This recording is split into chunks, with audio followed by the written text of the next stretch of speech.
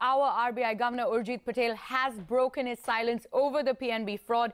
In a speech delivered at the National Law University, Gandhinagar, Patel defended the RBI and said that it is simply infeasible for a banking regulator to be in every nook and corner of banking activity. He went on to add that RBI's regulatory powers over public sector banks are much weaker than those over the private sector banks.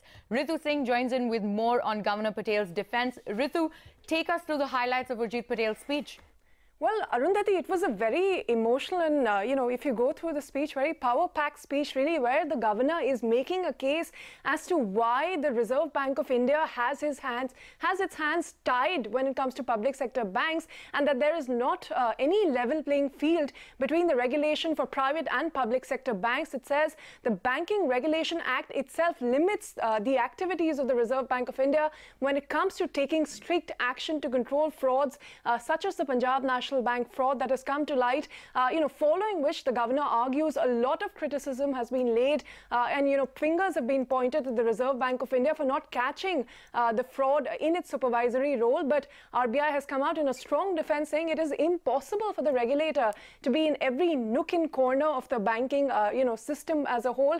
There are several arguments that Governor Patel has laid out in this very long speech that he gave in Gandhinagar in Gujarat today. He started by saying, investigative formal enforcement processes do take a lot of time in India, and data on fraud suggests very clearly, and this is something they say that RBI has been highlighting to banks for quite some time, there is hazard, from frauds such as those emanating from LOUs, and it had on 3 instances tried to warn banks starting 2016 to strengthen their internal systems and, cyber security risks that they face. But they said not much has been done by the banks in terms of taking action on all these warnings issued by the Reserve Bank of India. He says, when you compare frauds happening in the public sector banks versus the private sector banks, frauds are much lesser in private sector banks, not because of any other reason, but because unlike the public sector banks where the tenure and the appointment is made by the government, here private banks worry about their position to go to the markets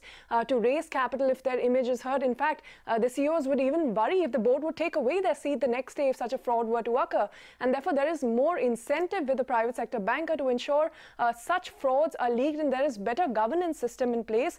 He also goes on to say that market discipline mechanism for public sector banks is very weak when you compare it to the private peers.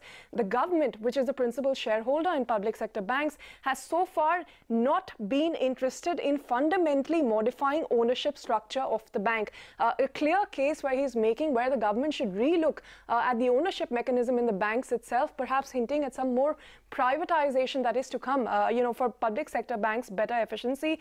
It says, even things like prompt corrective action. And he says, in an example, he quotes that managing directors and chiefs of public sector banks candidly admit to the media that business is as usual, even though the banks are under prompt corrective action from the regulator.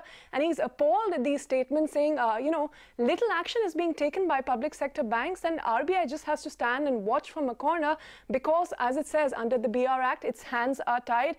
Several other things that the governor has highlighted. I mean, I can go on, but lastly, he's also argued for the 12th February circular, which he says, which is on NPA resolution, where a lot of criticism has come for several, specific points in the circular. And he's saying that bank frauds and NPAs are very closely linked. And the new circular highlights really what can be done to better tackle NPA resolution, linking it to what he says is the most important credit reform in the country in the last several decades, that is the Insolvency and Bankruptcy Code. And therefore, he says adoption of such a mechanism will eventually help strengthen public sector banks. And he also ends with various suggestions for the government, the steps that they can take to improve the efficiency of public sector banks. All right, Ritu. So that's the big story at this hour.